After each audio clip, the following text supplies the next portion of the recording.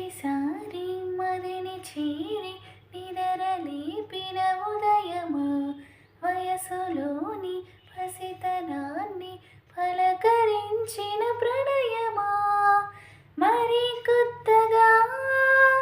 మరో పుట్టుక అనేటట్టుగా ఇది నీ మాయేనా, నేనని నీవని వేరుగా లేమని చెప్పినా వినరా ఒకరైనా, నేను నీ నీడని నువ్వు నా నిజమని ఒప్పుకోగలరా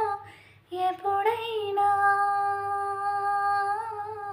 రెప్పవెనకాల స్వప్నం ఇప్పుడెదురయ్యే సత్యం తెలిస్తే అడ్డుకోగలదా